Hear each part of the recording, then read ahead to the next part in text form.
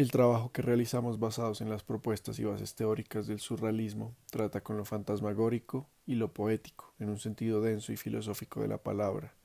Se tritura y se mezclan las cosas del corazón y del espíritu hasta poder concederles un espacio dentro de una realidad cinematográfica. Utilizamos como base creativa un poema surrealista de Benjamin Perret, poeta francés, dadaísta parisino, fundador y miembro central del movimiento surrealista francés. El poema se titula Wink y fue dedicado a su esposa.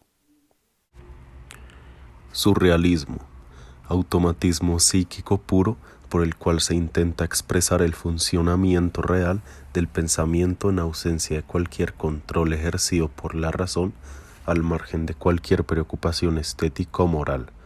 André Breton. El surrealismo surgió en 1920 a partir de la idea freudiana de los sueños. Según Freud, nuestra mente albergaba una vida interior que no podía ser conocida directamente, una realidad más allá de lo que vemos llamada el subconsciente.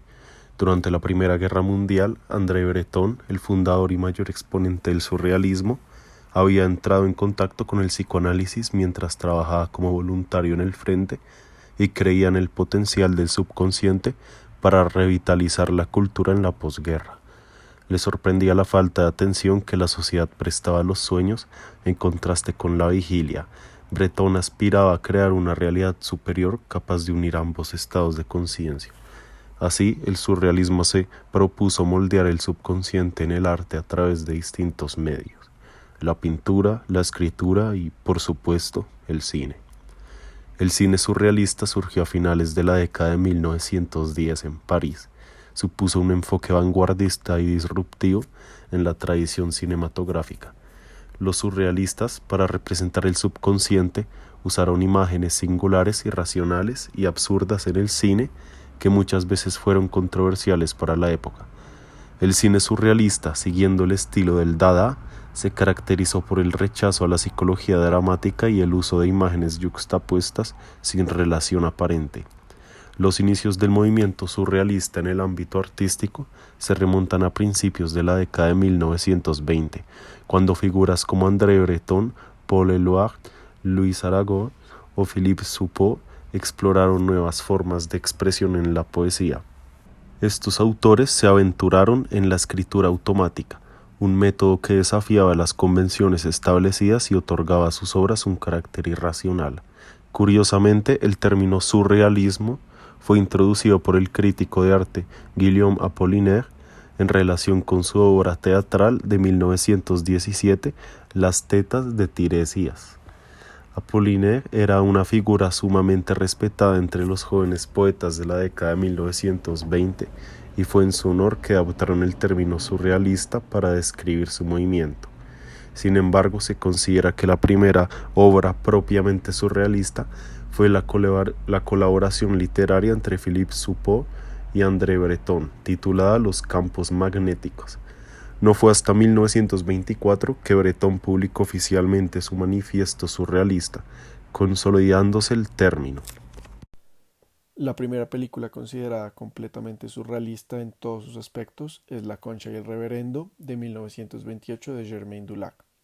Posteriormente se conoció la obra de Luis Buñuel y Salvador Dalí, Un perro andaluz, en 1929, que es considerada la obra maestra del cine surrealista. Más tarde, La Edad de Oro de 1930 por los mismos creadores. También es relevante la mención de La sangre de un poeta de 1932, realizada por Jean Cocteau, aunque tuvo detractores en el mismo movimiento porque no la consideraban propiamente surrealista. Entre los directores más destacados del movimiento están Buñuel, Deluc, Hans Richter, Fernand Léger y Man Ray. Estos tres últimos provienen de disciplinas distintas y encontraron en el cine un medio perfecto para representar perfectamente el movimiento surrealista. Especialmente destacado como un pionero del cine surrealista encontramos a Richter, quien además de ser pintor, incursionó en el mundo cinematográfico con obras notables como Ritmo 21 en 1929 y Ritmo 23 en 1923. En estas películas, Richter exploró la relación del cine con otras disciplinas artísticas, experimentando audazmente con el color, la forma y el movimiento. Otro visionario que se aventuró en el terreno del surrealismo cinematográfico fue el fotógrafo Man Ray, quien dejó una huella indeleble con su obra Los misterios del castillo de Dados en 1929.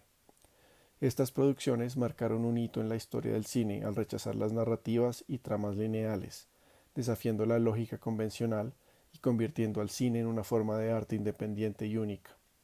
En lugar de adherirse a narrativas coherentes y lógicas, estas películas se sumergieron en el mundo de los sueños, utilizando los sueños como el hilo conductor de sus creaciones y recreando de manera inquietante historias irracionales sin someterse a censura o moralidad alguna.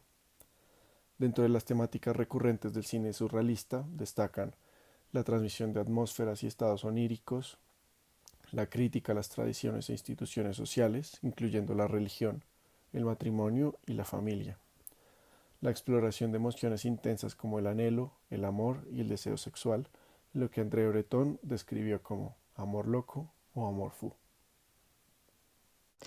Luis Buñuel fue un destacado director del cine surrealista. Nació en 1900 en Calanda, España, en una familia burguesa, lo que le permitió estar en contacto con el mundo artístico desde pequeño.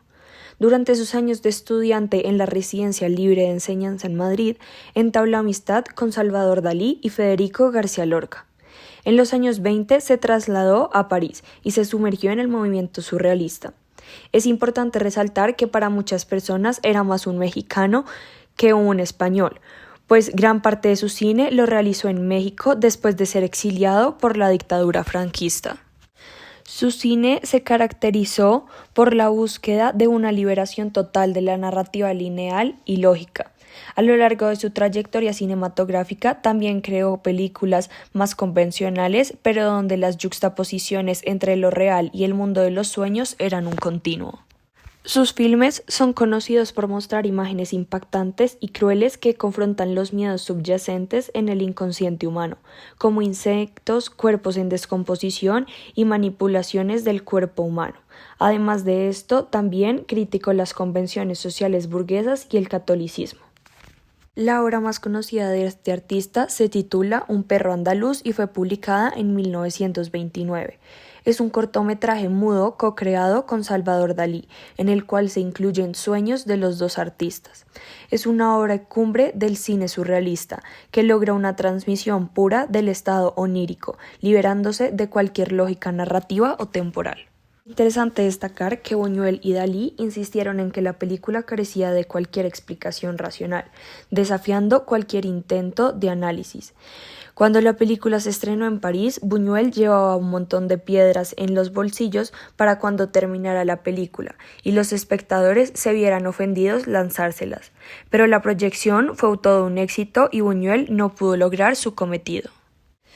Las características distintivas del surrealismo de Buñuel incluyen la exploración de temas como el deseo sexual, el erotismo, lo prohibido, la crítica a la religión, la moralidad y la burguesía.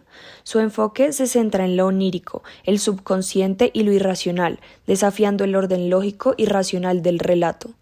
Utiliza imágenes impactantes y violentas, con movimientos de cámara limitadas, planos cortos y jump cuts para conectar escenas. Además, juega con superposiciones y efectos ópticos para manipular el tiempo y el espacio de manera no convencional. Por último, es importante mencionar que en Colombia, entre 1954 y 1958, los artistas Cecilia Porras y Enrique Grau crearon conjuntamente una serie de fascinantes fotografías experimentales situadas en diversos lugares de la costa atlántica colombiana, cerca de las ciudades de Barranquilla y Cartagena. Concebidas en un principio como un compromiso lúdico con un nuevo medio, ya que ninguno de los dos tenía experiencia previa con la fotografía, las imágenes se convirtieron en catalizadores para explorar cuestiones que rondaban la mente de ambos artistas en aquel momento y que se entrecruzaban con su implicación en el surrealismo. La representación de su realidad local en diálogo con la escena artística internacional, el estatus de los artistas de vanguardia que trabajan bajo presiones sociales, y la aceptación y representación de su identidad de género. A menudo ignorada por la historia del arte, que ha optado por destacar el trabajo de sus colegas masculinos, Cecilia Porras fue una de las pocas artistas activas en la escena artística de Cartagena durante la década de 1950 y probablemente la única mujer en la asamblea de individuos creativos conocida como el Grupo de Barranquilla.